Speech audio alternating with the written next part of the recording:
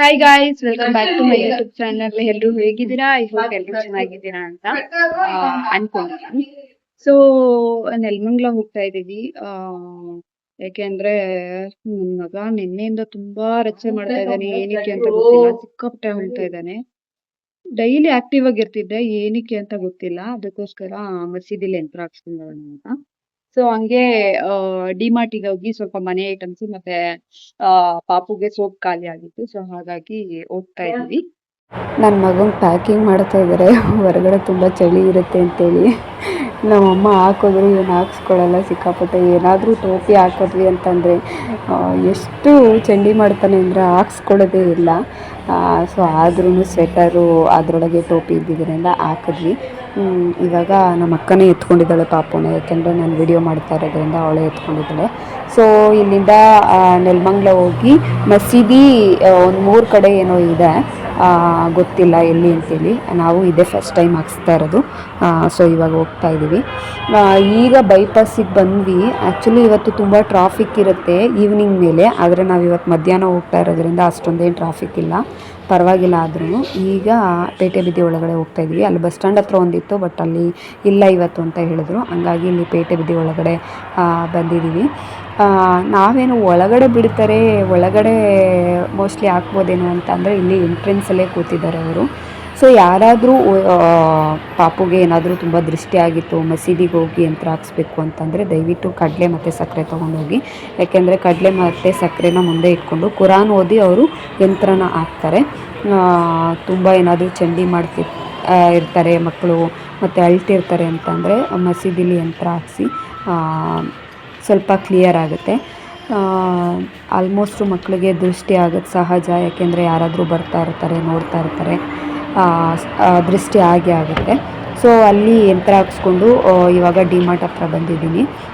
ಡಿಮಾರ್ಟ್ ಹತ್ರ ಬಂದಿದ್ದೀವಿ. ಇಲ್ಲಿ ಸ್ವಲ್ಪ ದಿನಸಿ ಇದು ಮನೆ ಐಟಮ್ಸು ಮತ್ತು ಪಾಪುಗೆ ಸೋಪ್ ಖಾಲಿ ಆಗಿತ್ತು ಅಂತ ಹೇಳಿದ್ನಲ್ಲ, ಸೋಪ್ ತೊಗೋಬೇಕು.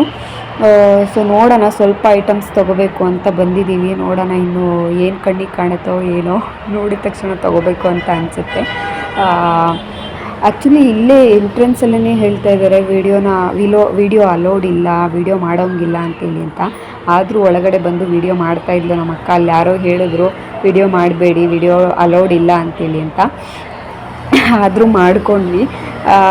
ಸೊ ಇಲ್ಲಿ ಸೋಪ್ ತೊಗೋಬೇಕು ಅಂತೇಳಿ ಅಂತ ಅಲ್ಲೂ ಒಂದೇ ಒಂಚೂರು ವಿಡಿಯೋನ ಕ್ಯಾಪ್ಚರ್ ಮಾಡಿಕೊಂಡೆ.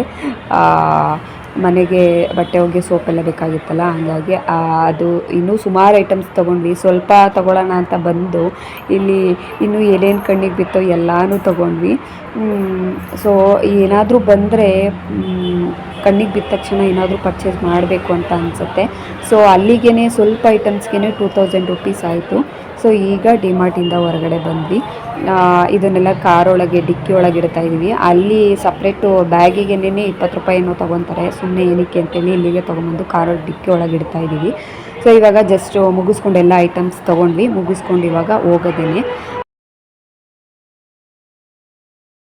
ಸೊ ಡಿಮಾರ್ಟಿಂದ ಒಂದಷ್ಟು ಐಟಮ್ಸ್ ತೊಗೊಂಡು ವಾಪಸ್ ಮನೆಗೆ ಬರಬೇಕಾದ್ರೆ ಸೊ ಹೊಟ್ಟೆ ಸಿತಾಯಿತು ತುಂಬ. ಮನೆಗೆ ಬಂದು ಲೇಟ್ ಆಗುತ್ತೆ ಅಂತೇಳಿ ಇಲ್ಲೇ ನಮ್ಮ ಮನೆ ನಿಯರೇ ಕದಂಬ ಹೋಟೆಲ್ ಇತ್ತು. ಸೊ ಅಲ್ಲಿ ಊಟನ ಪಾರ್ಸಲ್ ಮಾಡಿಸ್ಕೊಂಡು ಮನೆಗೆ ಬಂದು ಹೊಟ್ಟೆ ಸಿತಾಯಿತು ಅಂತ ತಿಂದು ಈಗ ವಿಡಿಯೋ ಮಾಡ್ತಾಯಿದ್ದೀನಿ. ಸೊ ಡಿಮಾರ್ಟಲ್ಲಿ ಸ್ವಲ್ಪ ಐಟಮ್ಸ್ ತರಬೇಕು ಅಂತ ಹೋಗಿದ್ದು, ನೋಡಿದ್ರೆ 2000 ರೂಪಾಯಿಯಷ್ಟು ಪರ್ಚೇಸ್ ಮಾಡ್ಕೊಂಡು ಬಂದ್ವಿ. ಜಸ್ಟ್ 2 ಸಭಾ ಮಾಡಿ ಸೋಪ್ ತರಬೇಕು ಮತ್ತು ಮನೆಗೆ ಸ್ವಲ್ಪ ಐಟಮ್ಸ್ ತರಬೇಕು ಅಂತ ಹೋಗಿದ್ದು. ನೋಡಿದ್ದೆಲ್ಲ ಆಲ್ಮೋಸ್ಟ್ ಅಲ್ಲಿ ನೋಡಿದ್ದೆಲ್ಲ ತೊಗೋಬೇಕು ಅಂತ ಅನಿಸುತ್ತೆ. ಆದ್ರೂ ನನ್ನ ಪಾಪುಗೆ ಒಂದು ಟೆಡ್ಡಿ ತಗೊಂಬಂದೆ ಮತ್ತು ಗಿಲ್ಗಿಶ್ಲಿ ಅದೆಲ್ಲ ಇವಾಗ ಬೇಕಲ್ವಾ. ಸೊ ಹಂಗಾಗಿ ಇನ್ನು ಮುಂದೆ ಬೇಕಾಗುತ್ತೆ ಅನ್ನೋ ಕಾರಣಕ್ಕೆ ಅಲ್ಲಿ ಇಷ್ಟ ಆಯಿತು ಅಂತೇಳಿ ತೊಗೊಂಬಂದೆ. ಇದಂತೂ ನಂಗೆ ತುಂಬ ಇಷ್ಟ ಆಯಿತು, ಚೆನ್ನಾಗಿದೆ ಇದು ನೋಡೋಕ್ಕೆ. ಸೊ ಇದಿಷ್ಟು ಇವತ್ತಿನ ವಿಡಿಯೋ ಆಗಿತ್ತು. ಐ ಹೋಪ್ ಈ ವಿಡಿಯೋ ನಿಮಗೆ ಇಷ್ಟ ಆಗಿದೆ ಅಂತ ಅಂದ್ಕೊಳ್ತೀನಿ. ಸೊ ಇಷ್ಟ ಆಗಿದ್ರೆ ದಯವಿಟ್ಟು ಲೈಕ್ ಮಾಡಿ, ಶೇರ್ ಮಾಡಿ, ಸಬ್ಸ್ಕ್ರೈಬ್ ಮಾಡಿ. ಬಾಯ್.